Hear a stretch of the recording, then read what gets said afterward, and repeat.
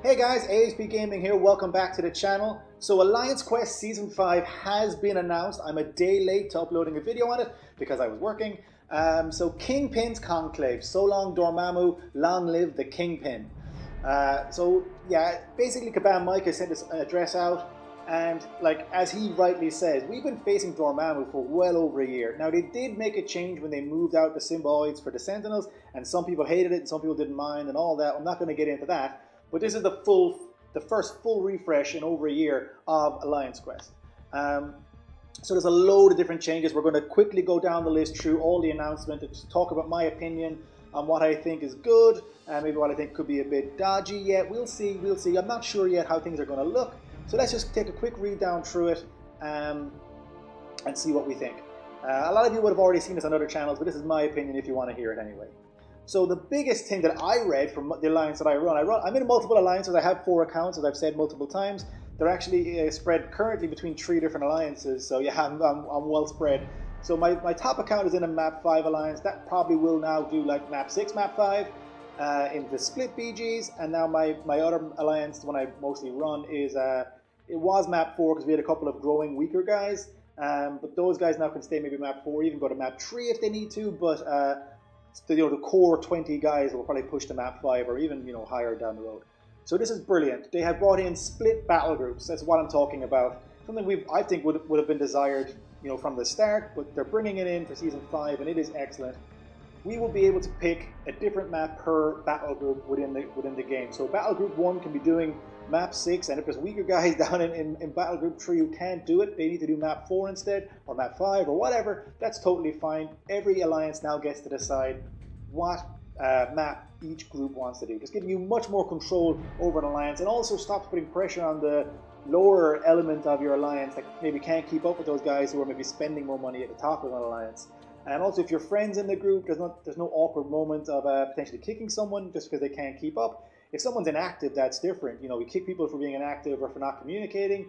But yeah, if someone's trying and you're talking and they're just not really as skillful as some of the other players, but they're a nice person, you like having them in the alliance, maybe you can accommodate them. Some alliances still won't. They still will want to run Map 6 or Map 5 across the board. But this allows some leaders to decide that they will have a vacation battle group or a lower battle group for growing players that they're trying to develop through. Okay. Oh yeah, and we'll go through the different costs and things like that because it comes up again later on, I'm pretty sure. So the goals of changing in Season 5. So what Kabam wanted to do in Season 5 and what they wanted to get out of it. They wanted to make Alliance Quest more engaging experience for alliances. I've kind of taken that sentence with a pinch of salt because they have come to us before with fun and interactive and these kind of jargon or whatever, and it's not always been the case. So I'm taking that with a pinch of salt, but Kabam could prove us all wrong because we're a very skeptical player base right now given recent overheating issues and everything else. But I think that if Kabam follow through and actually make this what it sounds like, it could be a really, really good improvement to the overall gaming experience.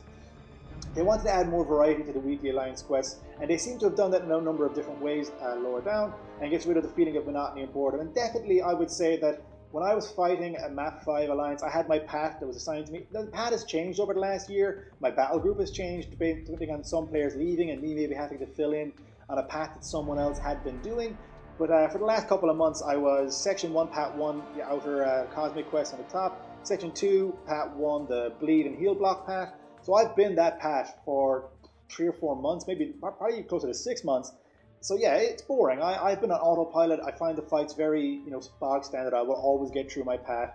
It's good because it's easy rewards, but it's, I'm spending time every day logging in, sometimes in a break in work or things like that. So at least it's interesting now, and I have to get used to a whole new system as opposed to just, kind of be boredly having to go in as a chore and play the game. So it's great that they're bringing in some variety. They wanted to refresh the challenges across most Alliance quests, and I guess it's going to be a new challenge. Nodes are changing. One of the biggest ones, I believe, on Map 5 is the debuff immune node has been changed to masochism, so that's a big change. I used to run a debuff immune path, but I don't currently. Maybe I will in the future, so better keep an eye out for that masochism change for anyone who runs debuff immune in your alliances. But loads of other paths will change probably in throughout the smaller alliances. The changes are between maps 2 and 5, I believe. Map 1 will probably stay very much unchanged just for beginner alliances, And map 6, they're only really going to segment the changes because that's really an already very difficult map to run. They have increased the tier 2 availability in Alliance quests, and they are keeping War for the tier 5 basics. So if you need tier 5 basics, you got to grind out War, but now you can get tier 2 alphas more readily in throughout the Alliance quest. Definitely, it's like 200% for the map 6 crystals, which we'll see lower down, but definitely throughout Alliance quest, you're getting better rewards, and they have been buffed all along. So the map choice per battle group I was already speaking to, it just gives you more, I suppose, more choice in the Alliance, and also you can have a wider range now between your best member of the Alliance, or your strongest, highest rated, best prestige, whatever way you want to score it, and someone who's down at number 30. That used to have to be quite compressed if you were going to be doing all map 6, all map 5. Now if you have a battle group of 10 guys doing map 6, but 20 guys still doing map 5, and you just rotate who's who and things like that, yeah, it just gives you that more of a willing to expand and keep the guys, the last 5-10 guys who are hanging on there, who maybe couldn't have done map 6 consistently, you can let them have a map 5 now, and it's not really hurting you. Okay, top end alliances, you have to do map 6, but I'm not talking to top end alliances here. I'm talking to platinum guys, gold guys, that kind of thing. Okay, so here to see a picture. So what this picture shows us, which is nice, is the names of 3 of the maps, the 3 highest maps. So map 6 will be Hail to the King. It's down there. Map 5 is below Criminal Empire, and then map 4 up here is Hell's Kitchen. So they're 3 of the names. They're cool names. I quite like it, and there's a little bit of tidbit of information to pick on. And they are going to give you warnings.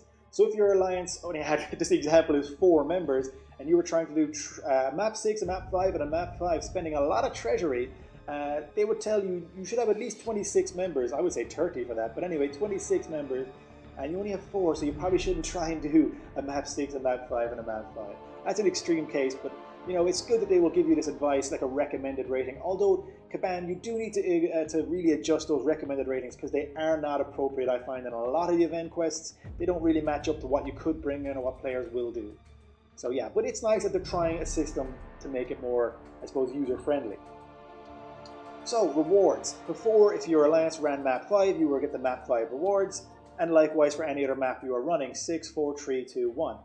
Here though, because you can now have a BG doing map 6 and 2 doing 5 or 1 doing 4, the rewards are all over the place. And I suppose the initial question and fear players would have had is, if I'm in the map 4 group in BG3 and the other 2 alliances are doing map 5, are they getting more rewards than me? And Kabam have made it very clear in this next section that the rewards are split evenly throughout the alliance. So before, where it would have been 30 members getting even map 5, now it's going to be a blend of, if you did 2 map 5s and a map 4, you would have 2/3 of the map 5 rewards and 1/3 of the map 4 rewards evenly distributed between all 30 members or whoever many are in your alliance.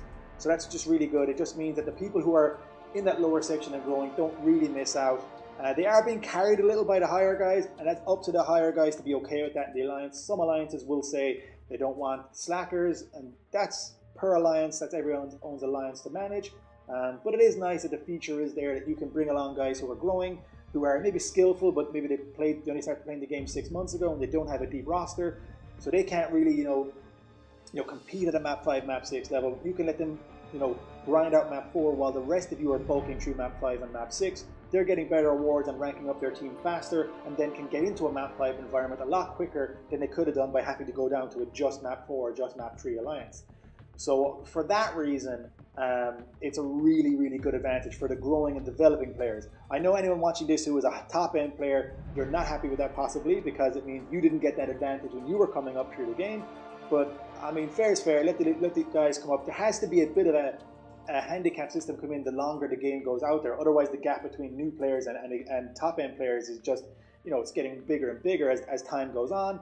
Kabam have to introduce a system whereby those lower players have an accelerated progress rate to get them to a competitive level. They're not going to overtake you, but they're just going to catch up nearer to you. And this is a really good way of doing that, I think, the AQ multiple map selections.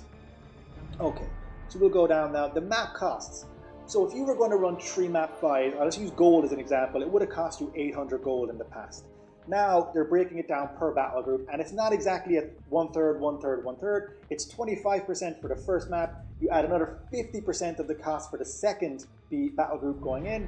and then if you do all 3, you get the full 100%, you get the final 25 added on of that map's cost. So if you were going to do, 2 map 5s and a map 4, you would spend 200 here, then you would spend 400, but then you'd only spend 133 for the map, for the third BG's map 4 cost. So you would bring down your cost by 67,000 there. So that's one possible way of looking at it. And the same for battle chips and loyalty. I'm not going to go through all the different variations, but just to say that the costs are broken down now to make the treasury more manageable. And it's not, I guess you know exactly what per BG you're costing. And then in terms of treasury donations into the group though, and this is how I'll be running my alliance, I don't want to, I'm an officer in anyway, how we'll be running it as a team is, the treasury donations should still be even throughout the group because the rewards are even throughout the group. So if everyone's getting an equal amount of the rewards, everyone needs to put an equal amount of the treasury spend in. Then whoever does the work in the groups, that's fair. I mean, that's the guys in the harder groups will do harder work. But if everyone's invested the same amount and everyone's getting the same return, I think everyone remains happy and allows growing, progressing players to catch up and be, as someone who's running a higher alliance or involved in higher alliances, recruiting guys who only have, 150k rating, it just isn't really ideal because they're going to die. Again, war is very early, they can't get through their lanes. At least now in the Alliance Quest scenario, because war is still going to be a problem, but in the Alliance Quest scenario, at least now you can put those guys, you can recruit a really, really active new player who's maybe 6 months in, who's got like a 150, 200k account, and you can let them grow there for a few months. They'll progress faster, they'll be able to rank their 5-star champions up faster than they would have otherwise in your alliance. Then they hopefully will get into a scenario where you can bulk back up into having more players of a higher, 300, 400k rating or above in those top end alliances. And minimally though, for map 5, you'd want 300 would be a really good solid number to get to. Okay, we'll move on through again. So I said, the cost is not dependent on which battle group you choose for which map. So to this map above here, it's not battle group 1 on the left, battle group 2 in the middle. It's just the first, the second, and the third. It's not necessarily 1, 2, 3. So don't think that if you just go map 5, 1, and 3, and then, it's not going to work that way. So there's no cheating the price. The price will be the price. So more variety. So they say they've heard our concerns. And actually to that point, Brian Grant recently was speaking about this yesterday. I was watching his video, and he actually was a contributor to Kabam for feedback on how they wanted Alliance Quest to change.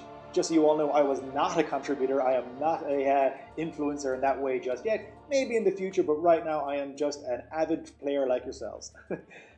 So they have brought in a lot of randomized enemies to map 2 and 5. That's one of the feedbacks they had.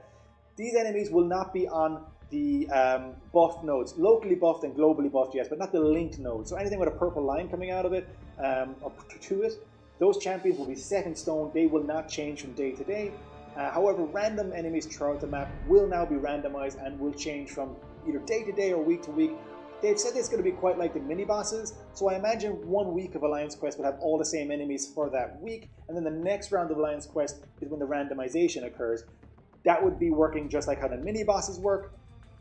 So that would be, I expect it to work exactly like mini bosses. So you have a set map for a week, and then it alternates throughout the weeks. They have said they will be keeping an eye on this to review the stats back. Maybe 1 week will be much easier for alliances than another because certain champions and certain nodes were much easier or much tougher. So they will be making, I guess, further changes throughout the year and into next year to keep balancing the new Season 5 mode. They have also said though that the seasons will be getting shorter. They don't want Season 5 to last over a year like Season 4 did. So I guess they'll be making changes more rapidly, and perhaps no changes until they go for Season 6, which could only be a few months away. It looks now like they will be doing, I guess, seasonal changes on a much shorter basis, kind of like how they shortened up the Alliance War seasons. Everything's going to shorten down and be much more updatable. And I guess if they keep bringing out this information and communicating with us, the player base can't really complain because we know ahead of time and in advance. Especially those Map 6 guys who invest all the money, those real big chunky whales. Those guys are actually being spared all of these immediate changes because of how much they invest and how hard Map 6 is. Their changes are being scaled to on a later date. Okay. So we'll scroll down again. Here are some examples. So they've basically shown you, how some nodes will change and won't. There's some pictures there. Here are the maps. There's map 1, map 2, 3, 4, and 5. 6, of course, not having major changes. Welcome to King's Pain Conclave. I'll say it again. Dormammu is dead, long live the Kingpin. So the big thing about Kingpin to take note is this stuff here. Basically, Kingpin, they're actually going to reduce, to reduce his base skills are actually, or stats are so good. They've actually reduced the boost going into him slightly, so that because basically he would be very, very hard otherwise, on the top maps anyway. He has 2 unique buffs, because Dormammu had Dimensional Anchor, that would be no good on a Kingpin. So his main one, which everyone will face, is Force of Will, which basically means his ability accuracy cannot be affected by the attacker, so any ability reducing champions won't be really effective against Kingpin. And in map 6 only, one of the few changes they have made to map 6 is that the Kingpin will have Unbridled Rage. And Unbridled Rage looks nasty. Basically, damage over time debuffs are always converted into rage debuffs, so 100% accuracy on his rage conversion. And when Overpower is active, and for those who aren't familiar with Kingpin, 8 rages equals Overpower, he will consume all debuffs immediately, and each one will reset Overpower's duration. Meaning it could just go on infinitely if you're bringing in a Blade or a X23 or this kind of champion. Whenever damage over time debuff is removed, Kingpin gains 10% power immediately. This basically is saying that, look, we all know Blade is the carrier of most content in the game. Blade isn't really going to be an ideal choice for Kingpin, or a choice you should use at all. Blade now is basically being reserved for war, I guess. You can still bring Blade to quest, you could probably still kill Kingpin, and I'm sure lots of content creators will. It's just not an ideal scenario, because you are going to be powering up that Kingpin. If your evasion is on point, and your intercepts are on point, you won't have an issue as long as you're not being hit. But Kingpin with that massive overpower on him, who's gaining 10% power every time a debuff comes off, and you're just hitting him with bleed after bleed on blade, yeah, you're going to have to do a lot of avoiding and a lot of baiting specials. If you can still do it, then it's exactly like the Dormammu fight, bait the L1, you know, win the game basically. But if you can't and you get hit once, you're probably dead. So yeah, it's ideal to bring in a champion more like Angela, who's not going to inflict too much any debuffs, and has a high base hit. And I'm waiting for Caban to say that Cyclops would also be a good option against Kingpin. When you think about it, he has a class advantage. He doesn't do any real bleed damage. He does have a decent base attack stat. Caban are going to say it. Cyclops is a good AQ option, but he's not really. He's terrible stats compared to some other champions. But he's probably a better option than Blade at the moment. That is weird to say. It's important to know that Kingpin does have his signature ability activated because it's far less punishing than Dormammu, so he will be awakened. I'm not sure what his sig level will be. They haven't said that, but just that it's active. So they are changing difficulty limits and how prestige and points will scale. So I'm just going to skip through this section. Basically, they have, you know, as prestige scaling was going on. I'll go actually to the in short. Alliances that previously hit the difficulty cap will now have more room to grow. So there's an upper limit, and they have added 3 new bands. The previous max peak milestone you could get was 190 million. I don't know what alliances were hitting that, probably like MMXIV and Core and those guys. We certainly weren't. We're like a 120 mil, I think, or something like that. Maybe I'm behind the times. I haven't looked at it too closely lately. But yeah, nowhere near 190. But the new cap is 250 million, which is really cool.